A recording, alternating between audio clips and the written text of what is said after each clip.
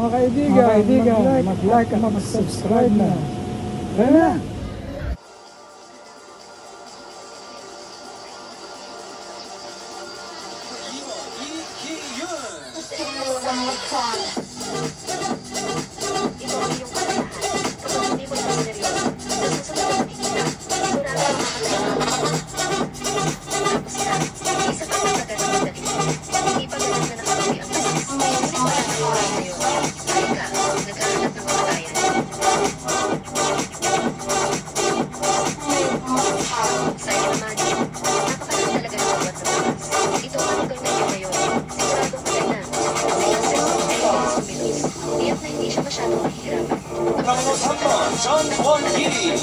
Ang ikatlong galaw na ito ay ang iyong araw ng kamatayan. At ito ay ngayon.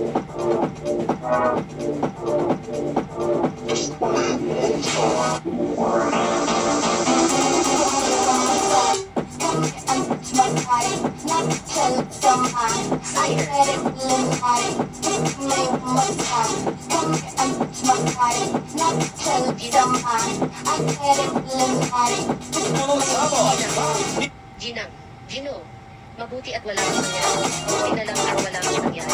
Ginang, Sire, Sire, Gino, Gino, Ginang, ayos ka na ba? Kamusta ang asawa mo? Maaari, nauna na ako. Hindi nangyari. Ay, grabe ulan.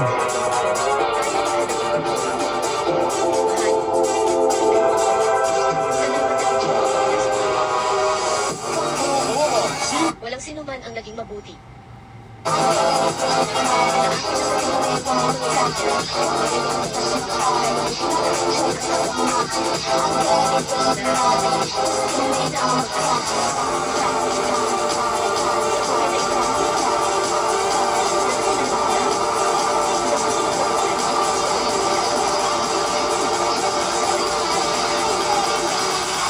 Just give me one more time.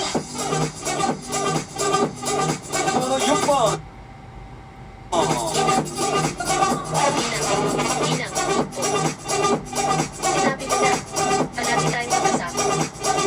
Ipinalang mo sa akin.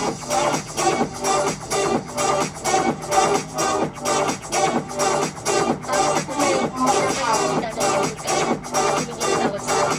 Baka sakaling ako matuwa, matutulungan pa kita matapos ito ng ang pitang sa pagkamatay ng babae ko. Kailangan ko pang singilin sa'yo ng hiwalay. Ano na ba katagal mula noong huli nating nakakita? Ang babae ko ay hindi agad namatay. Bakit sa oras na ito ba? Talagang marunong pumili yan. Bakit nga lang napauwi? Pero malinis siya. Sayang talaga. Anong nangyayari dito?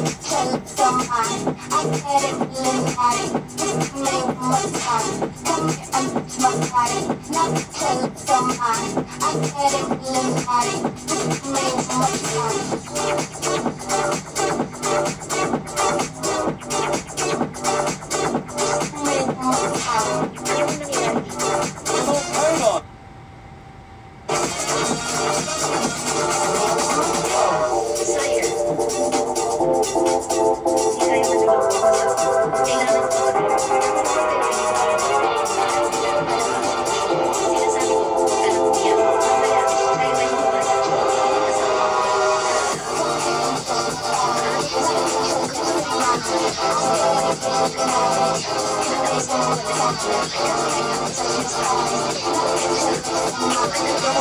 Hindi sa 1,000 na henyo sa martial arts. Ginamit niya ang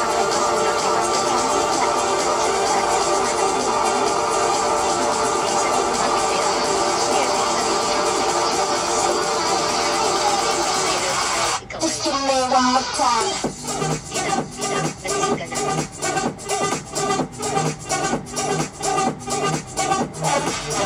Maaari tayo sinadya niya ng panggap na pangit. Lahat na ito ay magpapanggap lamang para sa amin. Alam na, nagbago ang tao. Isang magandang dalaga ng tulad ng bulak ko ay nagmumula ng bulak ko.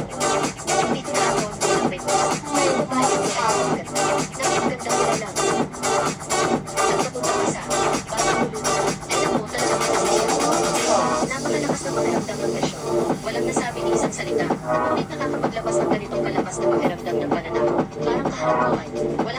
na emperador na hindi kayang titigan ng direkta. Ginang, saan ka pupunta? Delikado sa unahan. Sir, gusto ko pumunta. Ito ba ay seryoso pa rin? Paano mo ba ay nangyayari? Respeto sa kanyang likas ng espiritu. Ilan sa pagdalo. Paano siya makakaroon ng mga palakas na kapangyarihan? Hindi na nagbago ang kanyang pati ang espiritu ay ang pangyarihan at pinagbago.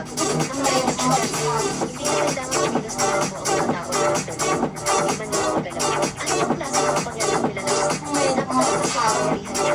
Kung sabihin ang Black Mountain ay kaya sa mga kanila, hindi natin makinalo ang sa daliri niya. Na, yung nunal sa mukha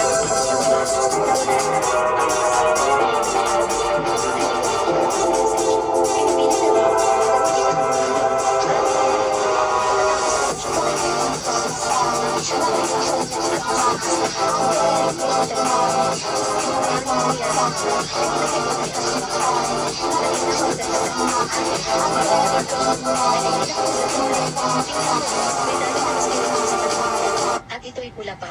Hindi ito nangyayari dati. Pulang espiritu.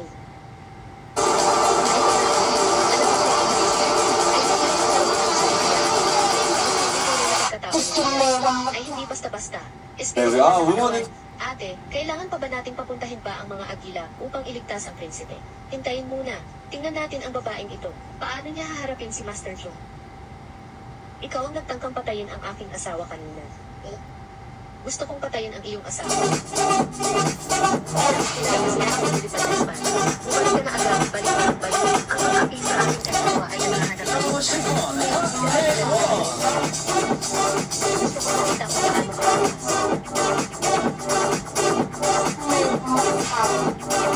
Paano nangyari ito? Ang aking espada sa hangin ay direkta na siya. Diyos ko, kailan na ito sa aking mula sa kabinet. Sa isang dalaw, naghuwag ang teknik ni Master Stone sa lumilipad na espada. Grabe, napakahusay. Sa tingin ko, hindi talaga kayang lumaban ni Master Joe sa batang si Liu Yanzi. Napakalakas. Ang lakas ng kapangyarihan niya. Isang magaan na hampas lang ay nasira sa teknik ng mongheng iyon. Kailan naging ganito palakas ang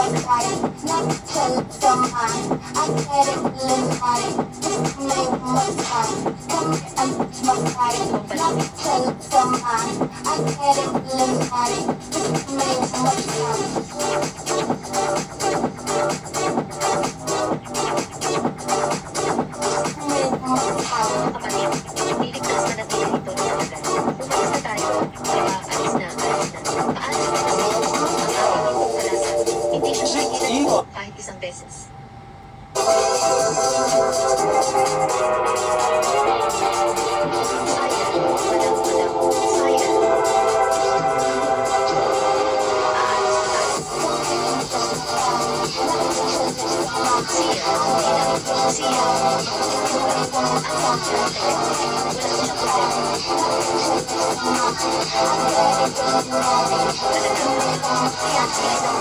Spiritual na enerhiya, nawalan lang siya ng malay.